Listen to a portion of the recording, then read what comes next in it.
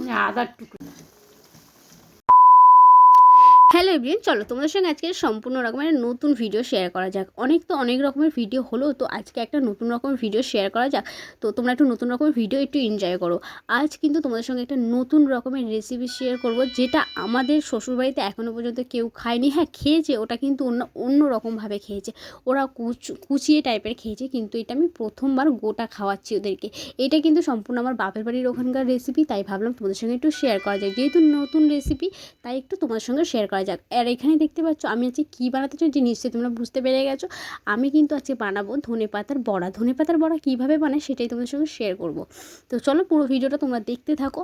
আর আমি কী কী দিয়েছি ব্যাটারটা তৈরি করার জন্য সেটা নিশ্চয়ই তোমরা বুঝতে পেরে গেছো। আমি কিন্তু ফার্স্টেই নিয়েছিলাম ধনেপাতাটা, একটু ভালো করে ধুয়ে নিয়েছিলাম। তারপরে একটা শুকনো বাটির মধ্যে একে একে দিয়েছিলাম বেসন, তারপরে নুন, হলুদ গুঁড়ো, শুকনো লঙ্কার গুঁড়ো, জিরে গুঁড়ো, আর কিন্তু একটু খাওয়ার সোডা দিয়ে কিন্তু আমি ভালো করে ব্যাটারটাকে তৈরি করে নিয়েছি। আর ব্যাটারটার দিকে খেয়াল রাখতে হবে যেন একদম মসৃণ আর সফটই হয়।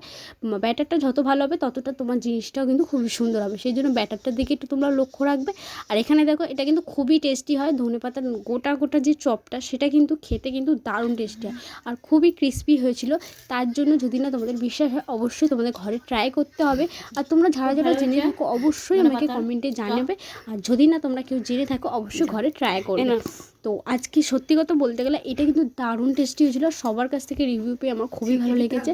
আর সত্যি এটা একটু অন্যরকম দেখতে হয়েছিল, কিন্তু খেতে কিন্তু ভীষণ টেস্টি। তোমরা কিন্তু অবশ্যই ঘরে ট্রাই করবে।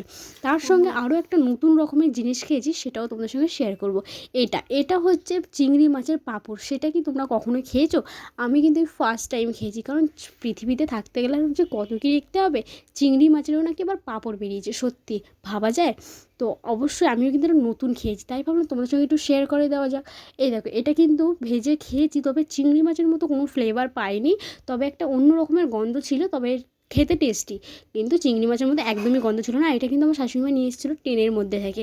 তো সত্যি দুটোই রেসিপি আছে, খুবই ভালো হয়েছে। আর তোমরা কিন্তু অবশ্যই ঘরে ট্রাই করো। আর ট্রাই করে কেমন হয়েছে অবশ্যই কমেন্টে জানিও। আজকে ভিডিওটা ভালো লাগলে লাইক করে দিও। টাটা।